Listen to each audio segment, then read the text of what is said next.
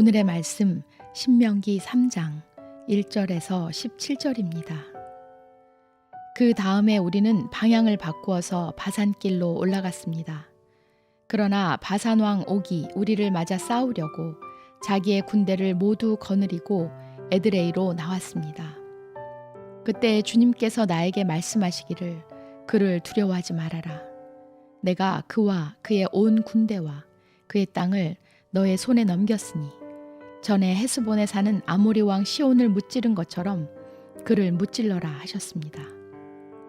주 우리의 하나님은 바산 왕 옥과 그의 백성을 모두 우리 손에 넘겨주셨으므로 우리는 그들을 한 사람도 남김없이 쳐 죽였습니다. 그때 우리는 그의 성읍을 하나도 남김없이 다 점령하였는데 바산 왕국의 옥이 다스린 아르곱 전 지역의 성읍은 60개나 되었습니다. 이 성읍은 모두 높은 성벽과 성문과 빗장으로 방비되어 있었습니다. 그리고 그 밖에 성벽이 없는 마을들도 많았습니다. 우리는 헤스본 왕 시온에게 한 것처럼 그들을 전멸시키고 모든 성읍에서 남자, 여자, 어린아이 할 것 없이 전멸시켰습니다.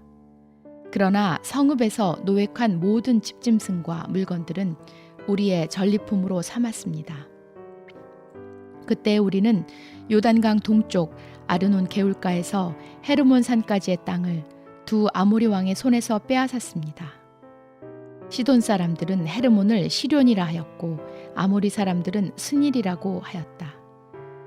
우리가 빼앗은 땅은 고원지대의 모든 성읍과 온 길앗과 바산의 온 땅, 곧 바산 왕 옥이 다스리는 성읍인 살르가와 에드레이까지입니다. 르바임 족속 가운데서 살아남은 사람은 오직 바산 왕 옥뿐이었다.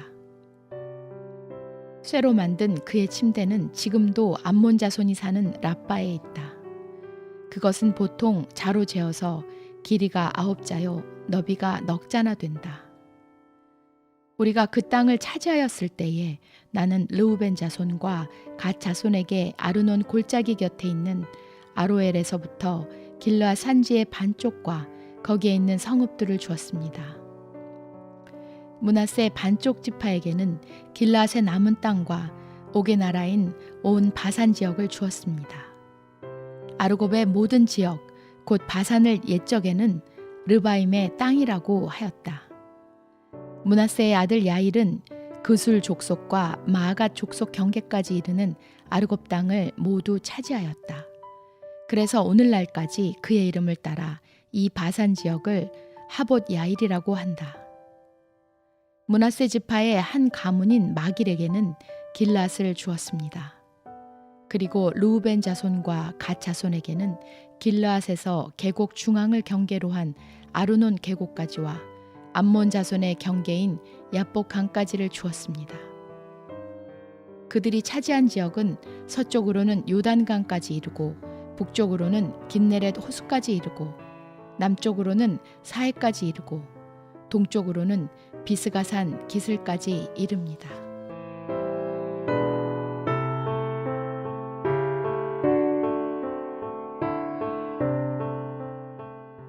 오늘은 게임 이야기를 잠시 하겠습니다. 사람을 페인으로 만든다는 중독성 강한 게임 중에 하나가 시드마이어의 문명이라는 게임입니다. 이 게임은 세계 곳곳의 문명권 중에 자기가 선택한 지역의 문명을 발전시키면서 영토를 확장하고 궁극적으로는 세계를 정복하는 게임입니다. 그리고 이 게임에서 승패의 갈림은 누가 먼저 자기의 문명을 빨리 발전시키느냐에 있습니다. 석기 문명이 청동기 문명으로, 그리고 철기 문명을 넘어 기계와 핵을 사용하는 문명으로 상대방보다 빨리 발전해야만 이길 수 있습니다. 그리고 이것을 위해서 적절하게 자원을 배분하고 필요한 부분에 집중하는 것이 결국은 승리의 요소가 됩니다. 서로 다른 문화권, 서로 다른 나라가 싸울 때에 군대의 숫자만큼이나 큰 변수가 되는 것이 그 문명의 발전 정도입니다.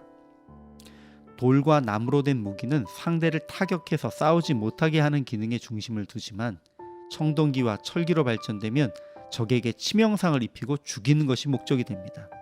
그래서 돌과 나무를 사용하는 군대가 철기를 사용하는 군대와 싸워 이길 수 없는 이유는 바로 여기에 있는 것입니다. 그런데 이스라엘 백성들이 바산왕 옥과 싸워 이겼고 그들의 성읍을 빼앗았습니다. 여기서 이스라엘 백성들은 석기와 청동기가 섞여 있는 문명이었고 암몬 족속은 이미 철기를 사용하는 철기 문명에 속해 있었습니다. 오늘 본문 11절에서 바산왕 옥의 침상이 철 침상이었고 그것이 아직 암몬 족속의 랍바에 있다라고 기록되어 있는 것은 그것이 특별했다라는 의미입니다. 보통 무기로 사용되는 철기가 침상으로까지 만들어졌다는 것은 그만큼 그들의 철기 문명이 앞서 있었다라는 말입니다.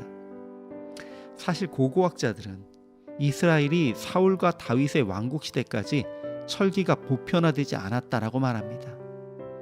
그런데 가나안을 정복하기 전 바산왕 옥은 이미 철로 된 침상을 사용했을 만큼 아모리 족속과 르바임 족속을 비롯한 가나안 여러 나라들이 이스라엘에 비해 문명적으로 앞서 있었다라는 것입니다.